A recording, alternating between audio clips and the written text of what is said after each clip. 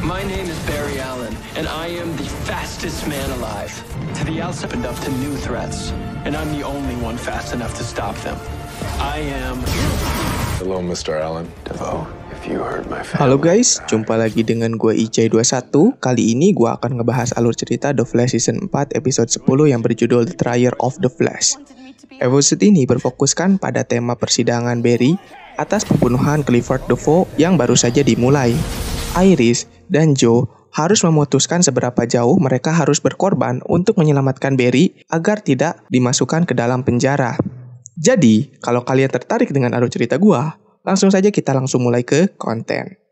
Let's go! Kok gua nggak sukses-sukses ya? Padahal gua udah hustle-hustle kayak gini. Ngantuk lagi. Episode The Trial of the Flash dimulai dari Barry yang difoto sebagai tersangka utama atas kasus pembunuhan Clifford DeVoe. Kemudian, Barry diinterogasi oleh Kapten Sinks. Di sini, Barry bersikeras kepada supervisornya jika dia tidak bersalah dan tidak pernah membunuh.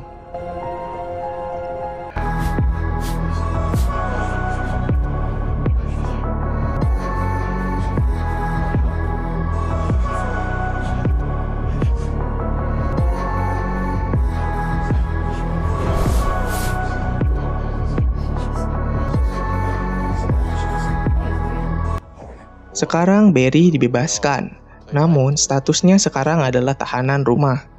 Kemudian, Barry memanfaatkan statusnya ini untuk bersilaturahmi dengan tim Flash di Star Lab. Di sini, tim Flash yang tidak siap untuk kehilangan Barry menyarankan kepada Barry untuk mengakui statusnya sebagai The Flash agar dia bisa dibebaskan dari hukuman. Did I have to go to prison? We're not gonna let that happen.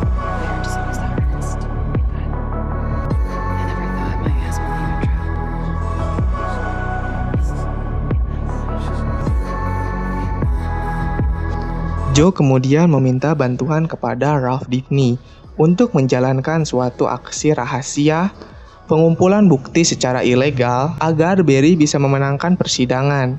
Dan Ralph pun setuju untuk membantu Barry dengan cara yang ilegal karena Ralph dikenal sebagai detektif yang nakal. DeVoe di sini berbincang dengan Marlies di markas rahasia mereka. Di sini, nampaknya jika Marlies merasa cukup terganggu dengan perubahan tubuh DeVoe yang menjadi muda. DeVoe di sini berhasil meyakinkan Marlies, walaupun tubuh DeVoe sekarang sudah berbeda, tetapi perasaan cinta DeVoe masihlah untuk Marlene.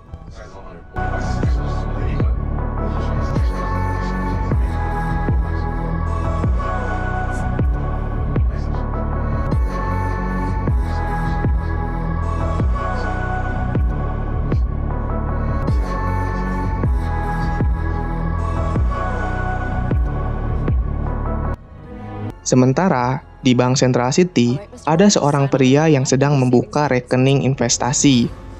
Ketika si pria ini pergi keluar bank, seluruh orang yang berpapasan dengan pria tersebut langsung pingsan tak sadarkan diri. Kembali kepada pengadilan yang berada di babak penyelisihan, Marlies kini memberikan kesaksiannya. Di tengah-tengah kesaksian Marlies, Joe dan Dibny datang untuk memberikan foto barang bukti kemesraan Marlies dengan tubuh baru DeVoe yang diharapkan dapat menggiring opini para juri atas aksi perselingkuhan. Sebelum dapat menjadikan foto bermesraan Marlies sebagai bukti, Cecil harus meminta izin pengadilan agar diberi waktu untuk menanyakan pendapat Marlies mengenai foto bermesraan antara Marlies dengan tubuh baru DeVoe yang mereka tahu sebagai Lance.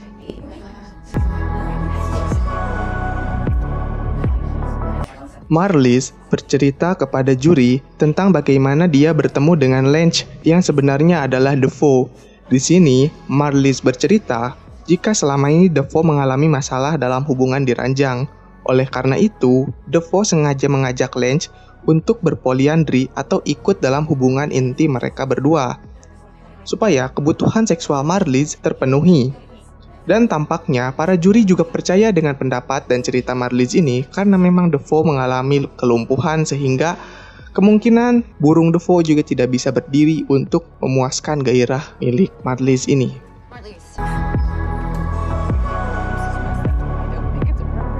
Iris mengikuti Marlies keluar dari ruang sidang.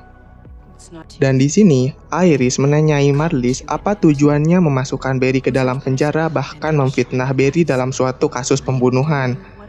Di sini, Marlies tidak berterus terang mengenai apa tujuan dia sebenarnya.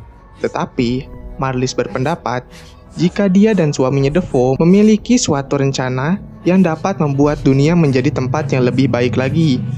Dan kemungkinan, Barry akan menghalangi tujuannya tersebut jika dibiarkan terus bebas.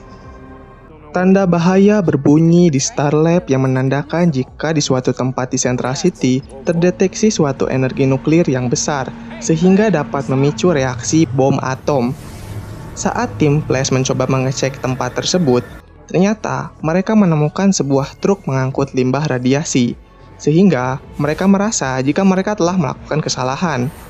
Namun, kita sebagai penonton dapat melihat jika sebenarnya supir truk tersebut adalah sang metahuman Fallout. Sementara itu, Iris berjalan ke pengadilan untuk membeberkan kepada semua orang jika Barry adalah The Flash. Tetapi, Barry langsung menghentikan Iris dengan kekuatannya, sehingga di sini Barry dapat menceramahi Iris untuk mengurungkan niatnya itu. Dan di sini, Barry berjanji untuk tidak pernah meninggalkan Iris kembali. Kemudian, Barry kembali duduk di mejanya, sementara Iris mengurungkan niatnya untuk membeberkan identitas Barry. Ms. Westall?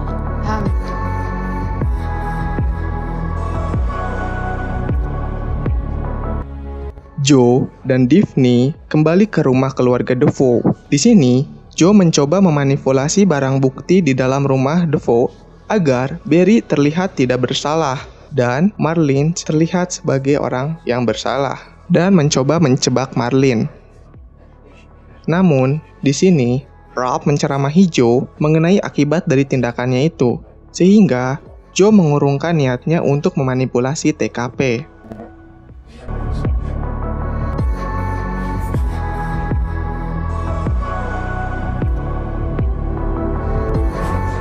Di balai kota, sekarang para juri sedang memutuskan apakah Barry bersalah atau tidak.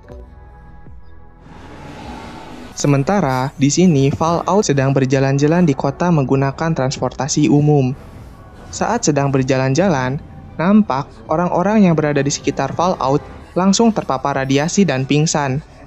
Di sini terungkap jika sebenarnya Fallout sendiri tidak mengetahui tentang kekuatannya ini. Dan lebih parahnya, sekarang kekuatan Fallout menjadi tidak terkendali. Barry mendapatkan notifikasi mengenai bahaya kota. Ternyata kali ini Fallout akan meledak yang mengakibatkan seluruh Central City akan hancur akibat ledakan tersebut. Barry yang mengetahui hal tersebut langsung memprioritaskan untuk menyelamatkan kota, dengan syarat mengorbankan reputasinya di pengadilan tersebut sehingga Barry kemungkinan besar akan kalah.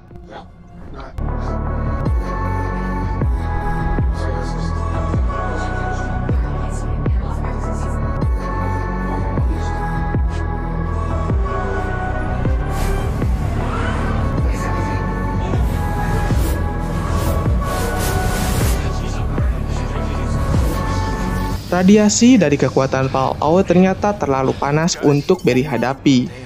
Oleh karena itu, Cisco dan Wells membujuk Caitlin untuk berubah menjadi Killer Frost.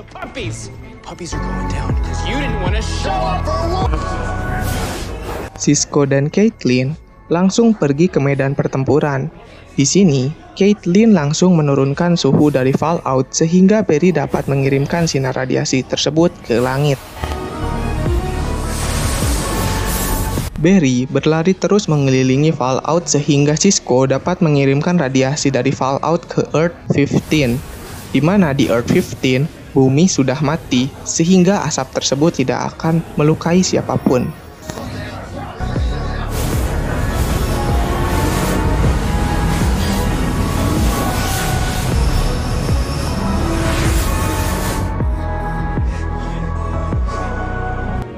Kembali ke balai kota, perwakilan juri sedang membacakan hasil keputusan mereka. Di sini, mereka menyimpulkan jika Barry yang cenderung menghindari pengadilan seperti seorang yang sedang menghindari kesalahannya. Oleh karena itu, semua juri sepakat jika Barry mempunyai kecenderungan sebagai seorang pembunuh tingkat dasar. Setidaknya seperti itulah. Setidaknya secara ilmu psikologi, Barry terlihat seperti psikopat.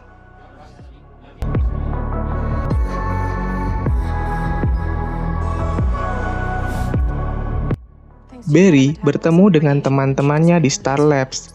Di sini, sambil mendengarkan hasil vonis dari pengadilan yang ditayangkan langsung di televisi, Barry sama sekali tidak merasa menyesal karena paling tidak dia masih bisa menyelamatkan kota Central City walaupun itu untuk yang terakhir kalinya, kemungkinan.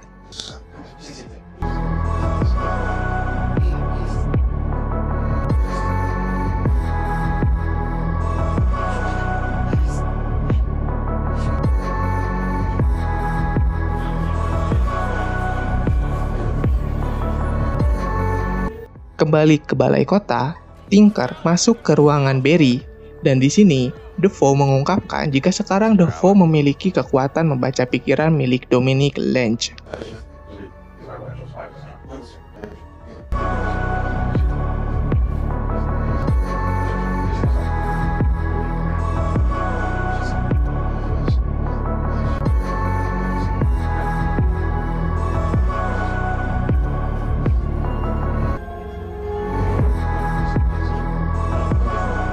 Pengadilan sudah ditutup. Barry divonis untuk dipenjara seumur hidup, sementara di saat vonis Barry dibacakan, Kapten Singh sedang memberikan pidato penghargaan kepada The Flash yang sudah menyelamatkan kota dari bahaya bom atom.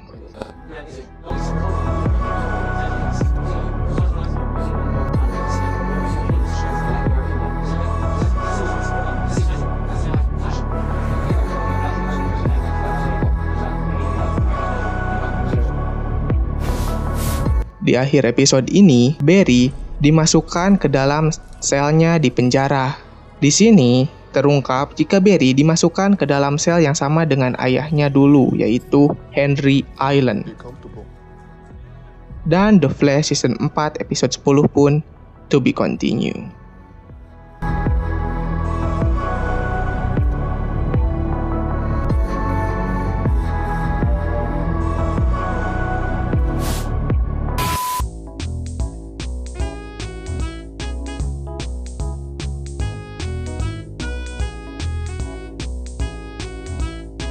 Oke guys, itu semua adalah alur cerita dari The Flash Season 4 episode 10 yang berjudul Trial of the Flash.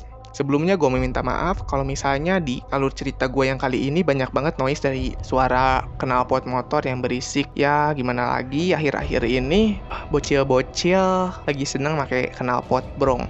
Ya gimana lagi. Oleh karena itu gue sekali lagi mau minta maaf kalau misalnya banyak banget noise di alur cerita gue yang kali ini, oke? Dan di sini juga gue mau pesen kalau misalnya di sini ada viewer gue yang pakai knalpot berisik, please jangan ngegerung-gerungin knalpot berisik lo itu kalau masih dekat pemukiman warga, oke? Stay safe everyone, bye. Please Dewa kasih gue exposure, subscriber, karena gue butuh validasi secara eksternal, please.